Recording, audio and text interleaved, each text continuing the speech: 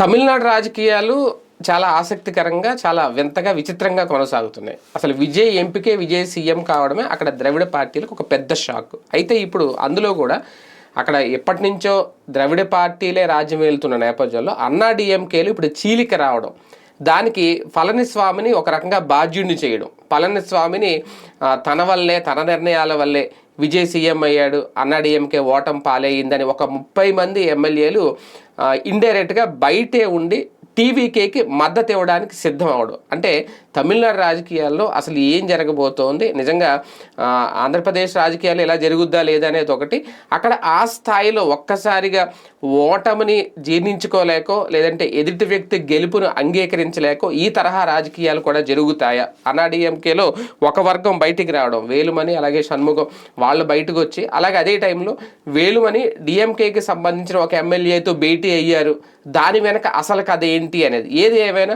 ద్రవిడ పార్టీలు చీలికి రావడం వెనక, అలాగే విజయ్ సీఎం కావడంతో ఆ ఎఫెక్ట్ వచ్చి ఇప్పుడు పళనిస్వామి మీద పడిందా, ఇదే అంశం మీద చర్చించే ప్రయత్నం చేద్దాం. సార్, చాలా ఆసక్తికరం, నాలాంటి అయితే చాలా ఇంట్రెస్టింగ్గా అనిపిస్తుంటాయి ఈ రాజకీయాలు. ఎందుకంటే ఆయన ఏదో 108 వచ్చినాయి, తర్వాత ఎవరో మద్దతు తీసుకున్నారు, సీఎం ఏమిటి అయిపోయింది.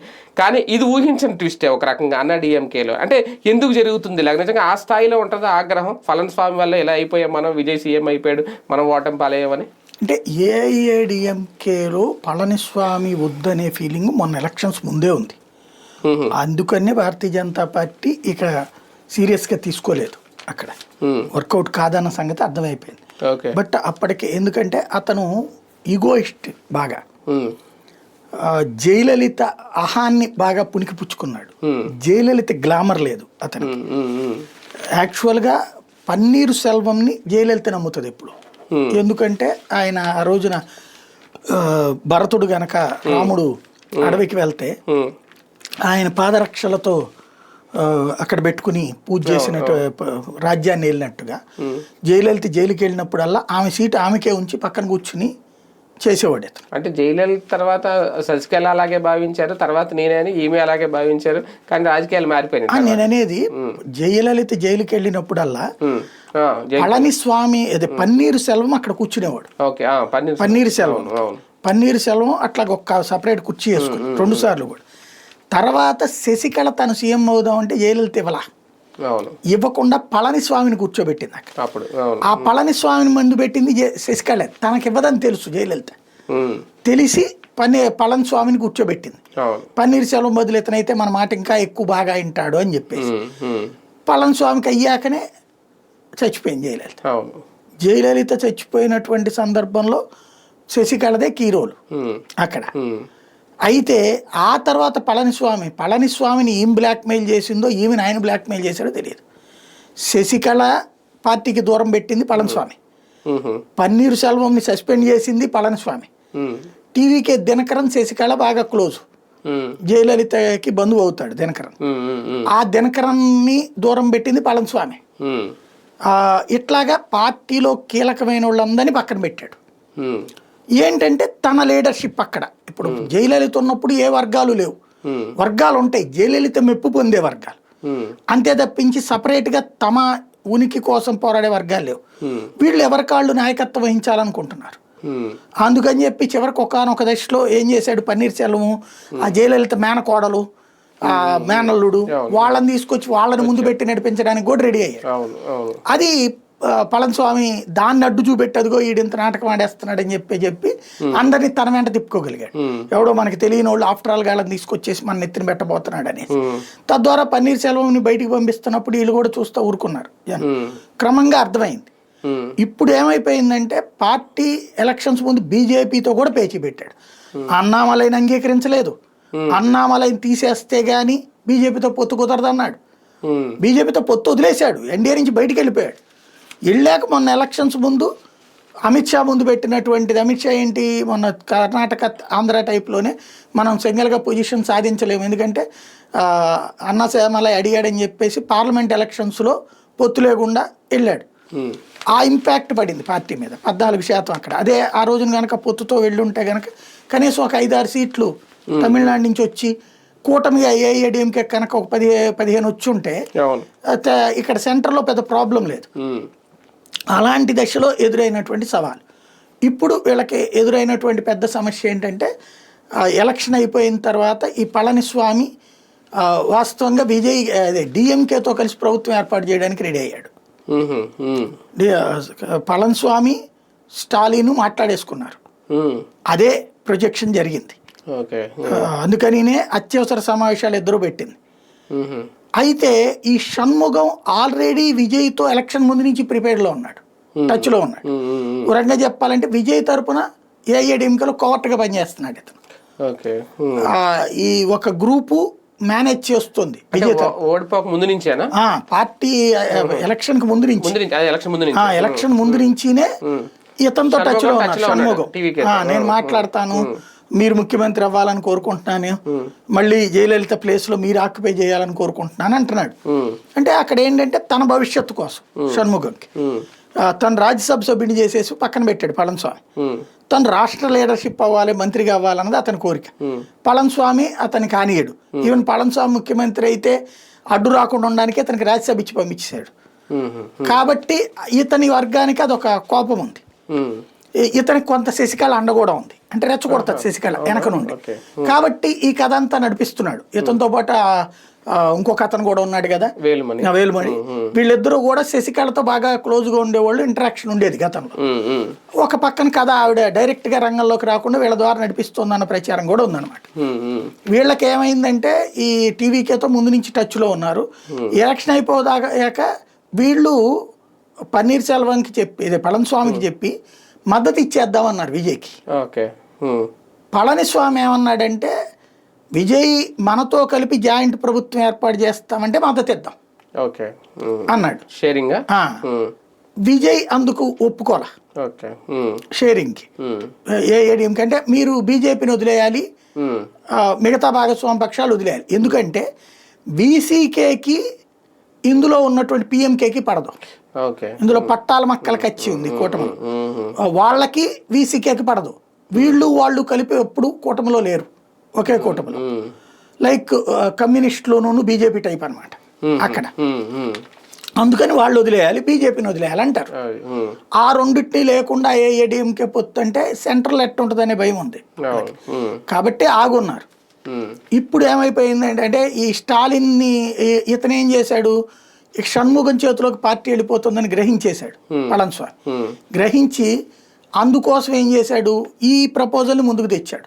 స్టాలిన్తో కలిసి మనమే ప్రభుత్వం ఏర్పాటు చేయబోతున్నాం, మీరు అందరూ ఆగండి అన్నట్టు. వీళ్ళు తెచ్చిన ప్రపోజల్, పళనిస్వామి తెచ్చిన ప్రపోజల్. దానికి అనుగుణంగా స్టాలిన్ కూడా మూవ్ అయ్యాడు.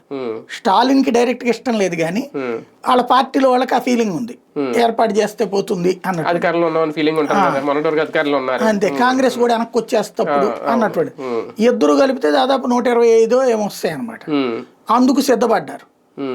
అయితే అప్పుడు ఆ 5లో మళ్ళీ వీళ్ళని తీసేయాలి, నలుగురు పిఎంకే వాళ్ళని. అప్పుడు 120 దగ్గరే ఉంటారు. ఆ కాన్సెప్ట్ దగ్గర ఆగారు వీళ్ళు.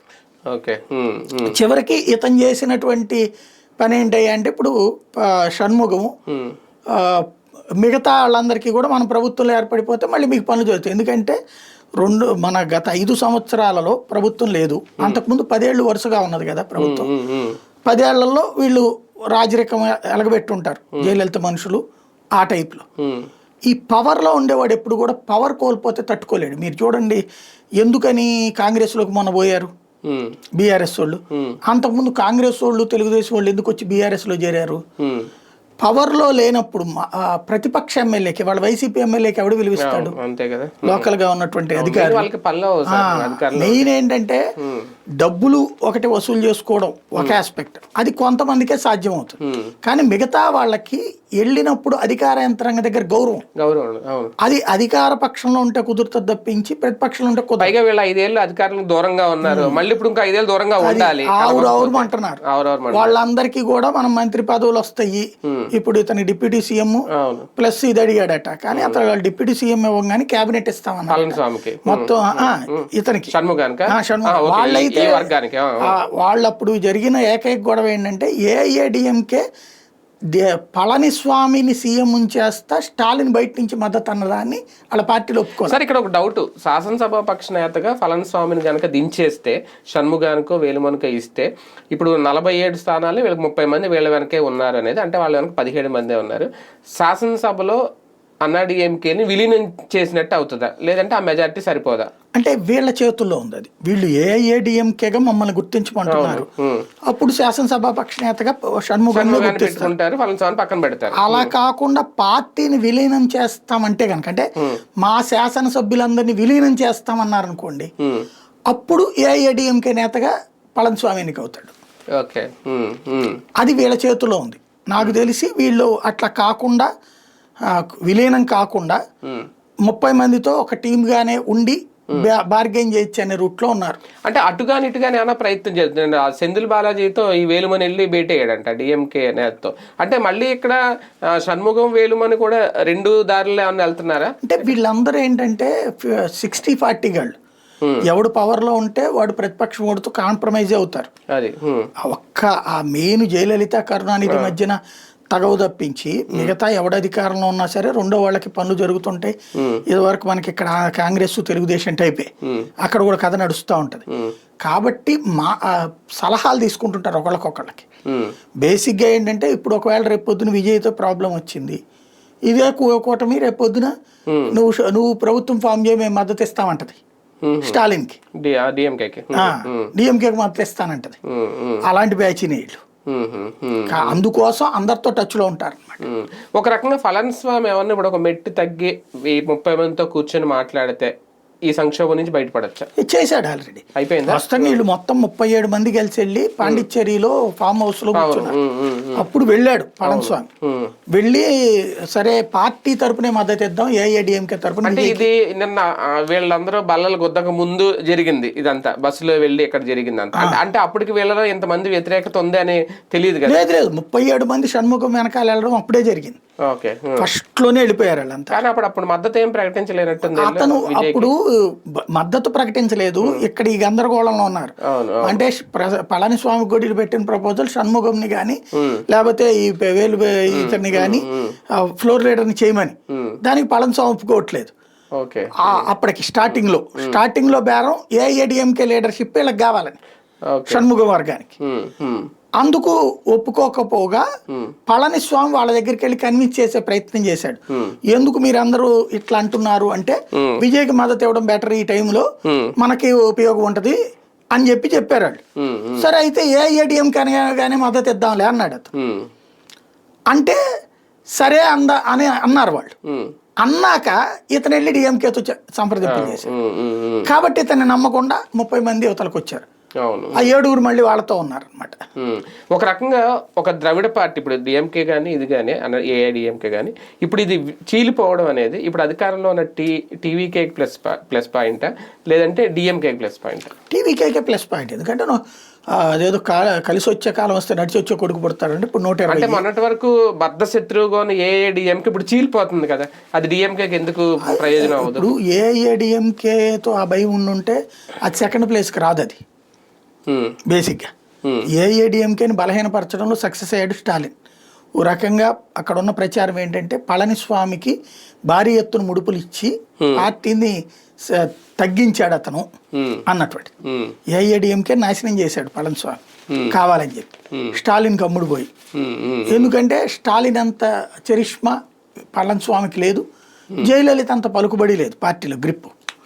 కాబట్టి అతన్ని మేనేజ్ చేశాడు స్టాలిన్, ఇక భవిష్యత్తులో తన కొడుక్కి ఏ ప్రాబ్లం రాకుండా అన్నటువంటిది చాలా క్లియర్గా ఉంది. అయితే ఇప్పుడు జరిగిన పరిణామం వల్ల ఏంటంటే విజయ్కి ఒక భద్రత వచ్చింది. ఎందుకంటే ఇప్పుడు రేపొద్దున కాంగ్రెస్ కమ్యూనిస్టులు ఏదో ఒక సాకు పెట్టి రోజు ఏదో పెడతారు. కాంగ్రెస్తో కలిసి ఉన్న ఏ పార్టీ 5 ఏళ్ళు స్థిరంగా పరిపాలించింది లేదు. ప్రాంతీయ పార్టీ తొక్కేస్తారు. జాతీయ స్థాయిలో చరణ్ సింగ్నే ముంచేశారు.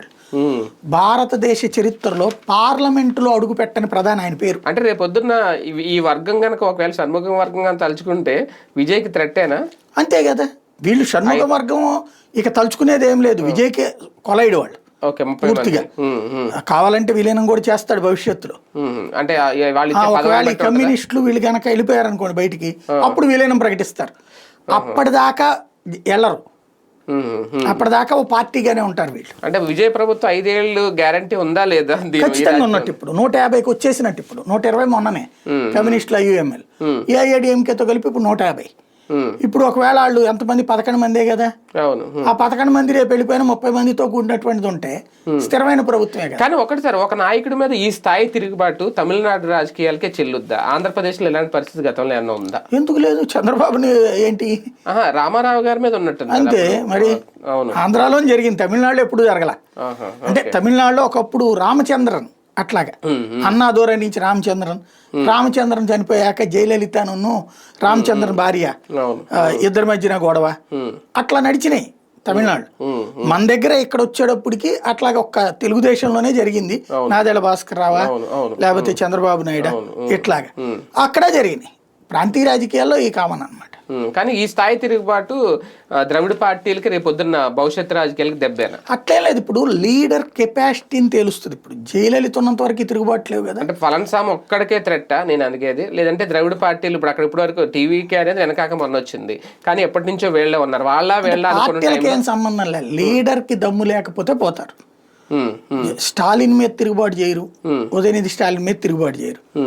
ఇతనికి అంత కెపాసిటీ లేదు. జయలలిత మీద తిరుగుబాటు చేయలేవడం, కరుణానిధి మీద తిరుగుబాటు చేయలేవడం, ఇతని కెపాసిటీ అంత లేదు. అంటే అంత పళనిస్వామి వేసిన రాంగ్ స్టెప్ ఏంటి? వీళ్ళు ఏమనుకుంటున్నారు? జయలలిత తర్వాత ఆ ప్లేస్ ఆక్యుపై చేసినప్పుడు నువ్వు ప్రతిపక్షంగా ఏడ పని చేశాడు మీరు 5 ఏళ్లలో? ఇప్పుడు జగన్ ఆడికేడికి తిరుగుతాడు, రచ్చ ఉంటది. తమిళనాడులో అట్లాంటి రాజకీయం ఏమైనా చూసారా మీరు? ఓ ప్రెస్ మీట్ ప్రెస్ నోట్ తప్పించి ఏమైనా చూసారు? పోరాడింది ఎక్కడ ఉంది అతను? రోడ్డు మీద అన్నామలై తిరిగాడు. ఇంకా గోల్డ్ అంతా ఓ రకంగా చెప్పాలంటే అక్కడ అన్నామలై క్రియేట్ చేసినటువంటి యాంటీ గవర్నమెంట్ బజ్ విజయ్కి వరమైంది. ఏఐఏడిఎంకే ఆ మలైనే పక్కన పెట్టించి ఆ బజ్ని చెడగొట్టుకుంది. అంటే ఇలాంటి తిరుగుబాటు తక్కువ టైంలో ఇలాంటి తిరుగుబాటు, అది కూడా 37 మంది దాదాపు 30 మంది తిరుగుబాటు ఏం రాజకీయ పార్టీలకి ఏం పాఠం నేర్పింది అని అనుకోవాలి? అవకాశవాదం అనేది ఎప్పుడైనా సరే. ఇప్పుడు ఏంటి, విజయ్కి తక్కువ బలం ఉంది, అవసరం ఉంది. కమ్యూనిస్టులు ఎట్లా గేమ్ ఆడారు మొన్న, కాంగ్రెస్ ఎట్లా గేమ్ ఆడింది, ఎవరికాళ్ళు వెంటనే డిఎంకే నుంచి పరిగెత్తుకు రాలేదు. అవకాశవాద రాజకీయం కదా అది. వీళ్ళది అవకాశవాద రాజకీయమే. అవకాశవాద రాజకీయాన్ని యాక్సెప్ట్ చేస్తారా లేదా ప్రజలు అనేది రేపు తేలుతుంది నెక్స్ట్ ఎలక్షన్స్. అంటే ఇందులో అంటే ఓకే కూటమి పక్షంగా ఉన్న కాంగ్రెస్ పాత్ర ఎంత వరకు ఉంటది? ఇలాంటి కాంగ్రెస్ చెల్చిందేం కాదా. కాంగ్రెస్ కి వాస్తవంగా ఒక కొత్త నాయకుడు కావాల్సి వచ్చాడు, స్టాలిన్ కాకుండా విజయ్ పనికి వచ్చాడు. వాళ్ళు ఎలాగ మద్దతు ఇచ్చేసారు, అయిపోయింది. అంటే మన వరకు ఆ కూటమిలో ఉన్న వాళ్ళే కదా వీళ్ళు. కాంగ్రెస్ పార్టీ ఉన్న తెరవనుకోండి అంత సీనియర్ అది ఉంటే గనక వీళ్ళు అట్లా చేయరు కదా. చీల్ చేసామని మేము జాయిన్ అయిపోతున్నామని చెప్తారు, విలీనం అవుతున్నాం అనేది. అది కాంగ్రెస్ లో విలీనం అవుతారు. అప్పుడు ఇతనికి ఎందుకు విలీనం అవుతారు? ఈవెన్ అప్పుడు కాంగ్రెస్ 30 మందిని పెట్టుకుని పార్టీ పెట్టుకుని 30 వాళ్ళకి 5 ఉంది కదా, 35 మందితో రేపు పొద్దున కీ రోల్ పోషిస్తుందిగా. అట్లే వీళ్ళు కాంగ్రెస్ లో విలీనం అవ్వట్లేదుగా. కాంగ్రెస్ ప్రేక్షక పాత్ర. షణ్ముగం వేలుమని వర్గం ఓన్లీ పళనిస్వామి మీద వ్యతిరేకతోట లేదంటే వీళ్ళ స్వప్రయోజనాల కోసమా ఈ స్థాయి తిరిగి? వాళ్ళ భవిష్యత్తు కోసం. ఇక్కడ పళనిస్వామి నుంచి తాము ఇప్పటికే నాయకులుగా ఎదగలేము. పళనిస్వామి మంత్రివర్గంలో మంత్రులు ఇస్తారని గ్యారంటీ కూడా లేదు, తొక్కేశాడు. ఇప్పుడు సెంగోష్టి అని ఉన్నాడు టీవీకే మంత్రివర్గంలో, విజయ మంత్రివర్గంలో మంత్రి, సీనియర్ మోస్ట్. ఎంజి రామచంద్రన్ అప్పుడు యంగ్స్టర్ అతను. అప్పటి నుంచి ప్రతి ముఖ్యమంత్రికి కీ రోల్ అతను. ముఖ్యమంత్రిని తయారు చేసే, అంటే ముఖ్యమంత్రులు తయారయ్యే సెలబ్రిటీ ఇమేజ్ ఉన్న ముఖ్యమంత్రి తయారైనప్పుడు రామచంద్రన్ తర్వాత జయలలిత వెనకాల ఉన్నాడు. ఆమె సీఎం కావడంలో కీలక పాత్ర పోషించాడు. రామచంద్రన్ భార్యను పక్కన పెట్టించి ఈమె నాయకురాలు అవ్వడానికి కీలక పాత్ర పోషించాడు. ఆ తర్వాత జయలలిత చనిపోయాక శశికళని పక్కన పెట్టించి ఇతను అవ్వడానికి కారణమైంది, పళనిస్వామి అవ్వడానికి కారణమైన కూడా అతను సెంగోష్ఠియన్. ఆ సెంగోష్ఠియన్ని మంత్రివర్గంలోంచి తీసేసి పార్టీ కార్యాలయంలో కూడా రానికుండా అవమానించాడు ఇతను పళనిస్వామి. ఆ అవమానంతో కోపం వచ్చి అప్పటికప్పుడు పరిగెత్తుకెళ్ళి విజయ్ దగ్గర కూర్చుని విజయ్కి మద్దతు ప్రకటించి విజయ్ని నడిపించినోడు సెంగోష్ఠియన్. ఆ సెంగోష్ఠియన్ లాంటి వాడు ఒక పొజిషన్ సంపాదిస్తే మనమైనా ఇప్పుడు సంపాదించుకోవచ్చు. సెంగోస్టియన్కి ఇవ్వాలి అసలు లెక్క ప్రకారం అయితే. ఎందుకంటే జయలలితలు రామచంద్ర నుంచి ఫాలో అయినాడు, ఇవ్వకుండా పళనిస్వామి తీసుకున్నాడు. ఆ పళనిస్వామి తన వ్యక్తిగత లాభం చూసుకుంటున్నాడు కానీ పార్టీ ఎదుగుదల చూడట్లేదు. కాబట్టి ఇప్పుడు ఇక తమ స్వార్థం తాను చూసుకోవాలి ఈ టైంలోని. లైఫ్ ఇక దెర్ ఈజ్ నో అన్నా డిఎంకే. ఇప్పుడు ఇది పోతే రేపు పొద్దున మళ్ళీ డిఎంకే వస్తుంది కానీ అన్న డిఎంకే రాదు. ఆ తర్వాత ఇప్పుడు వీళ్ళు కూడా పిఎంకే డిఎండికే ఇట్లా వన్ ఆఫ్ ద ఒక బచ్చా పార్టీకి మిగిలిపోతుంది. ఆ బచ్చా పార్టీకి మిగిలిపోతే ఇలా భవిష్యత్తు ఏమవుతుంది రేపు పొద్దున. కాబట్టి అది టీవీకేతో ట్రావెల్ అయితే మనకి తెలుగుదేశం జనసేన లాగా సెట్ అవుతుంది కదా. విజయ్కి అనూహ్య మద్దతు ఒక రకంగా ఇది 30 మంది కలవడం, కానీ ఇదే రేపు పొద్దున్న ఒక భారం అవుతుందా? ఇప్పుడు ఇది ఏమన్నా డిప్యూటీ సీఎం పదవి అడుగుతాడు, ఇంకో 2 మంత్రుల పదవులు అడిగితే ఆయన ఆల్రెడీ ప్రభుత్వ ఏర్పాటు కావాల్సిన అన్ని సంపాదించేసుకున్నాడు, ఇది అదనపు. అదే నేపథ్యంలో అదనపు భారం అంటే నాకున్న సమాచారం అయితే అసలు విజయ్ బలం అడిగింది గవర్నర్కి విడిగా చెప్పింది కూడా ఇట్లా నాకు వెనకాలలో వస్తారంటే రేపు ఫ్లోర్లో టెస్ట్ చేసుకుంటా అని. దాన్ని మేము అధికారికంగా యాక్సెప్ట్ చేయకూడదు కదా. రేపు కోర్టులో ఎవడన్నా ఛాలెంజ్ చేస్తాడు, ఛాలెంజ్ చేసినప్పుడు 2 గంటల పాటు కూర్చున్నది అదే అనమాట విజేత. రేపు పొద్దున కోర్టులో ఎవడన్నా ఛాలెంజ్ చేస్తే నువ్వు ఫిరాయింపుల్ని నేను ప్రోత్సహించిన అవుతానని నన్ను తిడుతుంది కోర్టు.